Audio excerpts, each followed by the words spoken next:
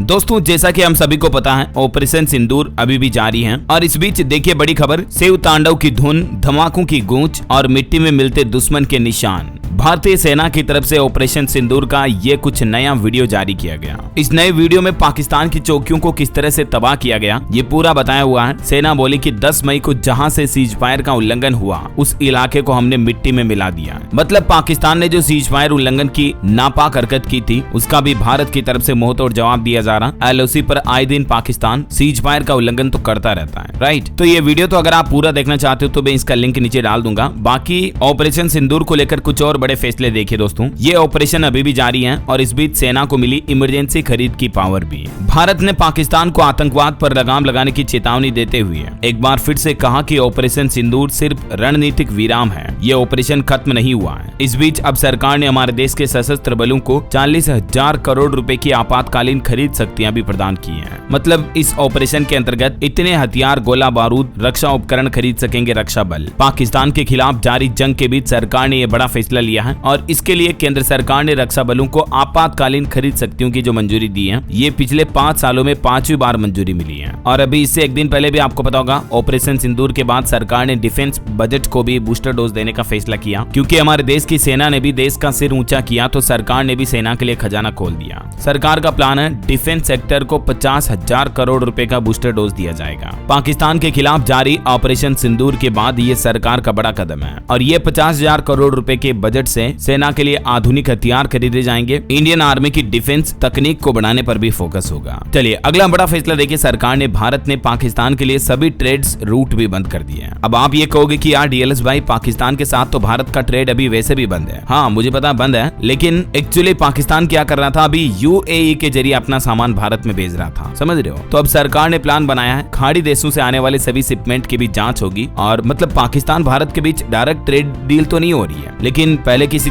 तीसरे देश में जा रही है, उसके बाद वो सामान पाकिस्तान जो है भारत में पहुंचा रहा, मतलब इनडायरेक्टली ट्रेड करने की कोशिश कर रहा है। तो अब सरकार ने फैसला लिया है, तीसरे देश के जरिए भी भारत में जो माल भेजने की कोशिश कर रहा पाकिस्तान, उसकी नापाक हरकतें काम में आने वाली है नहीं। ऐसे शिपमेंट कंटेनरों के लिए भी सरकार ने जांच के आदेश जारी कर दिए हैं और ये प्रतिबंध पाकिस्तान के आतंकवाद के खिलाफ उसकी जीरो टॉलरेंस नीति का ही हिस्सा है और इस कदम से पाकिस्तान की अर्थव्यवस्था भी प्रभावित होगी। तो वहीं आपको पता होगा दोस्तों, आजकल तुर्की के खिलाफ भी भारतीयों का गुस्सा भरपूर देखने को मिल रहा है। तुर्की के खिलाफ भी पूरे भारत में बाइकआउट अभियान तेज हो चुका है। तुर्की से आने वाले सेब, मार्बल वगैरह इन सब चीजों पर रोक लगा दी गई है। ट्रेवल कंपनियों ने यात्रा भी बुकिंग बंद कर दी। दोनों देशों पर इसका असर पड़ेगा, खास करके तुर्की पर। और भारत सरकार का एक और बड़ा प्लान देखिए आप, दुनिया के सामने पाकिस्तान की खुलेगी पोल। दरअसल वैश्विक मंच पर पाकिस्तान को बेनकाब किया जाएगा। आतंकवाद की हर करतूत बताने के लिए सरकार ने यह नया प्लान बनाया है और इसके लिए शशि थरूर को भी अहम जिम्मेदारी दी गई। दरअसल ऑपरेशन सिंदूर को दुनिया भर के देशों में जा जाकर बताएंगे। शशि थरूर, सुप्रिया, रविशंकर समेत 35 सांसद चुने गए। ये संसदीय टीम तैयार है, 7 ग्रुप बनाए गए। वैसे तो टोटल ऑपरेशन सिंदूर के तहत पाकिस्तान की पोल खोलेंगे 59 सदस्यों का डेलीगेशन, जिसमें 51 तो सांसद और नेता होंगे, 8 राजदूत होंगे। ये दुनिया भर के 33 अलग अलग देशों में जाएंगे और थरूर को अमेरिका जाने वाले ग्रुप की कमान दी गई। तो कहीं न कहीं भारत का यह आतंकवाद विरोधी कूटनीतिक अभियान है। लेकिन इस डेलीगेशन में शशि थरूर को चुने जाने पर भी विवाद पैदा हो गया। कांग्रेस बोली कि पार्टी ने उनका नाम नहीं दिया था, क्योंकि वो कांग्रेस से आते हैं। तो कांग्रेस को इस बात का भी डर और चिंता है कि शशि थरूर कहीं बीजेपी में ना मिल जाए। तो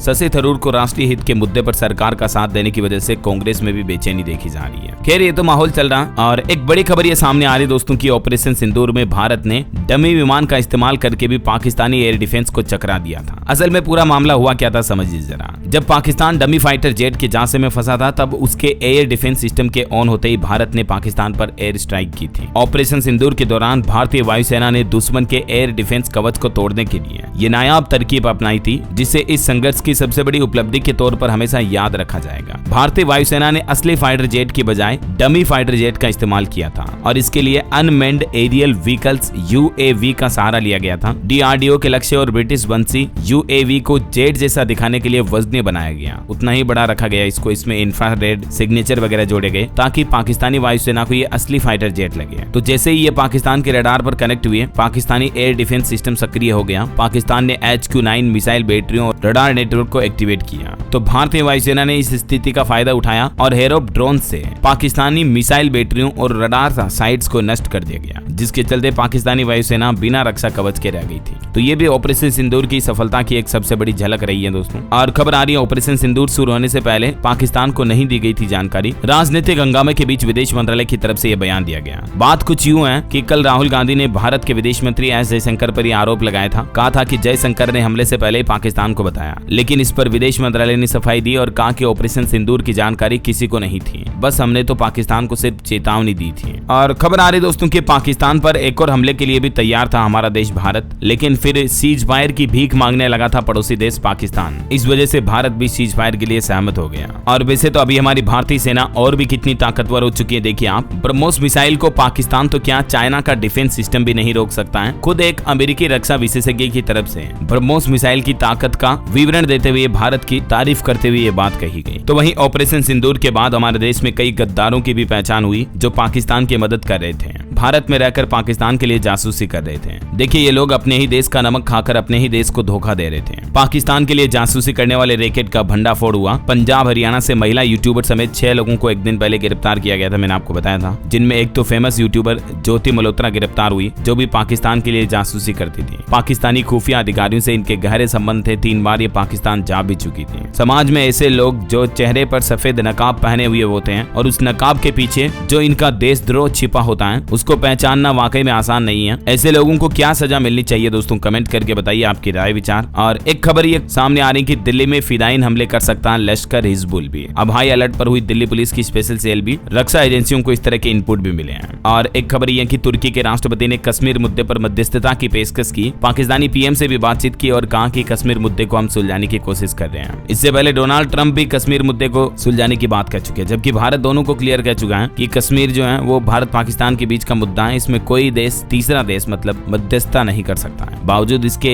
तुर्की और अमेरिका को शौक चढ़ रहा पता नहीं किस बात का। तो ये दोस्तों कुछ ऑपरेशन सिंदूर से जुड़ी खास बड़ी खबरें, उम्मीद आपको जरूर जानने मिली होंगी। वैसे तो ज्यादातर अपडेट्स मैंने आपको मॉर्निंग बुलेटिन वाले अपडेट्स में बता दिए थे, फिर भी अभी एक साथ बता दिए। बाकी आप कौन से राज्य में रहते हैं, आपके राज्य का नाम मुझे नीचे कमेंट करके बताइएगा। इस वीडियो को लाइक और शेयर करना, DLS न्यूज चैनल को सब्सक्राइब करके बेल आइकन जरूर दबा देना, रोजाना ऐसे इन्फॉर्मेटिव जानकारियां, महत्वपूर्ण समाचार देखते रहने के लिए। ओके, जय हिंद, जय भारत, वंदे मातरम।